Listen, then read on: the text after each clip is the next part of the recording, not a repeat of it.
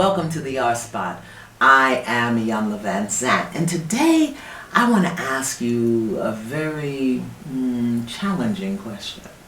Who's responsible if your heart gets broken? If I had $1, just $1, for every broken heart letter I've received over the past 25 years, I promise you I would be a wealthy woman. I have heard everything, and I do mean everything, from men, from women, young people, old people, about how their heart was broken, wounded, stomped on, smashed, and destroyed as a result of a betrayal or a breakdown in a relationship. More often than not, these people will vow or attempt to never love again. Sometimes they engage in a pattern of bad behavior, extracting revenge from others for the pain they've encountered. Some run from relationships, and others run in and out of relationships, anticipating more pain. They dip their toe in, and then they jump out before anything bad can happen to them again. Now, from what I have heard, relationships can be nasty, dangerous places where your heart and your dignity are at stake. Or is it that your heart and dignity were on shaky ground when you went into the relationship? And what happened was that your beliefs and expectations were validated. That brings us to our question today. Who is responsible if your heart gets broken? So, take a breath, a deep breath, and let's dive into this one. I want to lay out some basic laws of life and principles of the universe in which we live. We are always creating our reality, even when we don't know that's the case. There is a law of cause and effect that operates at all times and impacts everyone. This law says, mind is the cause of everything. So, whatever you hold in your mind will create the effects you experience.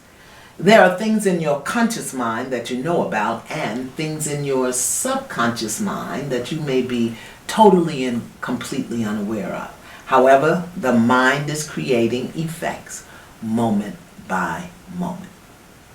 Second thing I want us to consider is that every relationship you have is a function of the relationship you are having with yourself.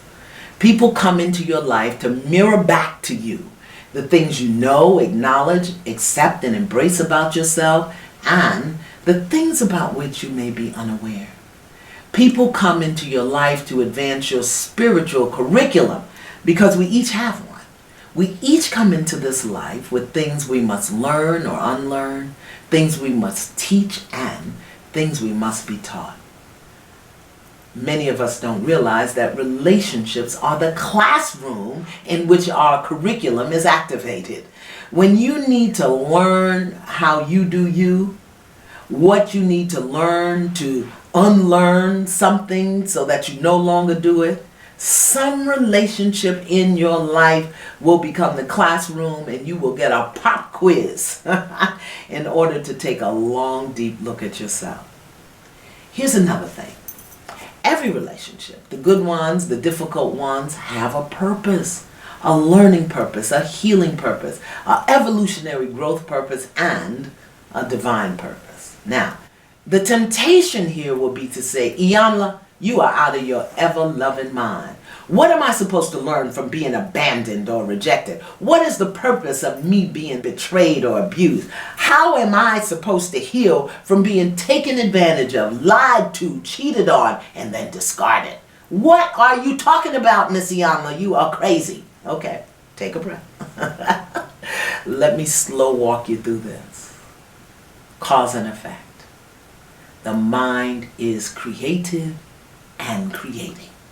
When we have an experience, we develop certain beliefs, understandings, and expectations. When we have an experience, we respond based on our history, our learnings, our conditionings, our programmings, and our perceptions. Once we have an experience, we take those beliefs, understandings, expectations, that history, those learnings, our programs, and perceptions into every new experience. Some we are aware of, and others we do not know exist in our mind. We think we're over it. We think we know what to do next time. We think we can avoid repeating certain experiences because we forget what we hold in mind creates in kind, even when we don't know we're holding it. We all have things to learn. How can we learn them without experience? Experience is our best teacher, so every new experience brings us the opportunity to learn something new about ourselves, others, and the process of life. Now here's where it gets sticky. If we go into a new experience, a new relationship, holding on to our historical beliefs, understandings, and expectations, the mind will create more of the same. And in life, we don't get what we ask for. We get what we believe, and we get what we expect. If you've been cheated on, lied to, betrayed, abused, abandoned, there may still be a part of you holding on to that in your mind, and you may be totally unaware of it. Then all of a sudden, bam! With all of your good efforts, all of your promises to yourself, all of your attempts to be careful and cautious, before you know it, you will find yourself right where you were before. Now, it's not punishment. It's not to say you weren't careful. It's not even that the other person is a low-down, dirty dog. It is that there is an experience, a belief, an expectation being held somewhere in your mind that is recreating itself. And your mission, should you choose to accept it, is to root that cootie out and put an end to the pattern. Yes, the pattern. We all have patterns. The things we do, the things we avoid, the way we operate in life unconsciously, that must be changed in order for us to have a new experience. When we are not aware of our patterns, and when we spend more time examining what was done to us than we do exploring how we participated and responded, we will misidentify the pattern that brought the experience to us in the first place. Please, please remember that your mind is creating moment by moment, and what is being created is a function of what is being held and hidden in your mind. So, whose responsibility is it if your heart gets broken? Beloved, it is your responsibility. Not because people behaved badly, not because people lied to you, cheated on you, took your kindness as a sign of weakness. It's not your responsibility for the experience that broke your heart, but it is your responsibility to choose how you will hold and how you will respond to the way people have behaved in your life. Please notice here, I am speaking to responsibility, not blame or fault. I'm not even talking about the other person and what they did or did not do. I'm talking to you about your ability to respond. Responsibility, your ability to respond productively and powerfully to the experiences that come in your life to teach you more about who you are and who you are not. Responsibility, your ability to respond to a cheating lover, a lying friend, a dysfunctional parent, an ungrateful child, and a nasty coworker. Responsibility, your responsibility to learn what you need to learn, teach what you are equipped to teach, and move beyond your broken places to up-level your beliefs and expectations about what is and what is not acceptable in your life as a function of who you believe you are. Here's an example. Now, I just saw this a few weeks ago on Greenleaf, a new show on the OWN network. Listen, I get a lot of lessons and teaching material from watching television. Now, Greenleaf is a show about family secrets and the shenanigans that go on in the church. Noah is the chief security officer at the church, and he's engaged to marry Isabel. But his childhood sweetheart, Grace Greenleaf, she came back to town after a 20-year absence. Now, Grace asked Noah to help her uncover the family secrets, so they were working closely together without ever mentioning their past relationship. That means there was no closure, but we're going to talk about that later.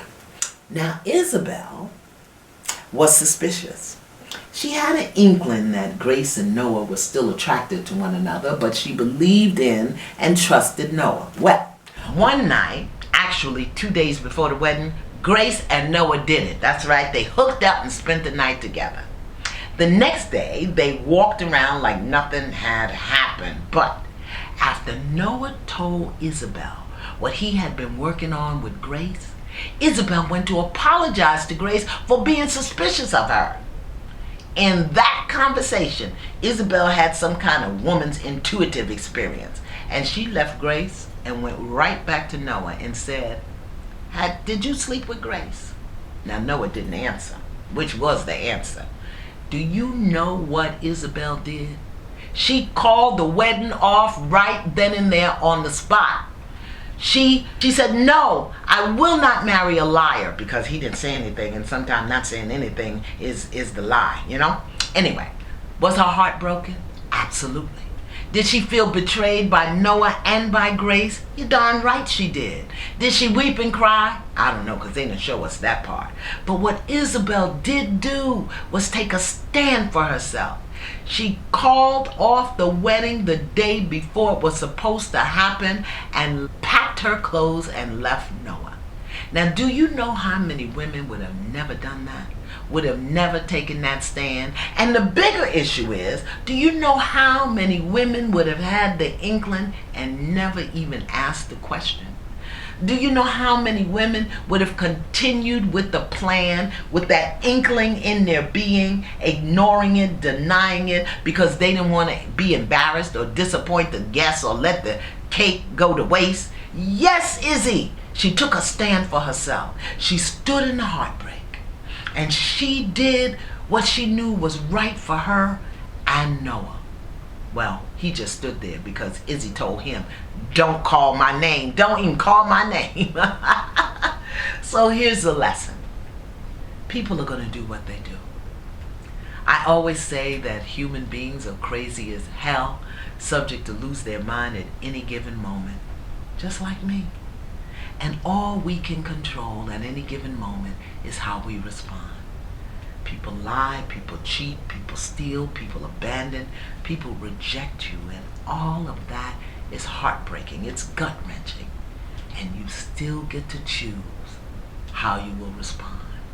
You can stay and wallow in it, or expecting more of it. You can try to figure out why it happened, why they did it, and how you can avoid it in the future, or you can take the blow. Pray to discover your lesson. Examine your beliefs and expectations that may have brought it to you, and take the next most appropriate steps to preserve yourself. Now, whose responsibility is it if your heart gets broken? Well, beloved, it's yours. How you respond, what you choose, what patterns you engage, what beliefs you reinforce, and what expectations you develop and hold on to are your responsibility, because that will determine what you create next time. Finally, never blame yourself for what someone else chooses to do or not do, but look for your patterns and your lessons. Look for your responses to repetitive experiences.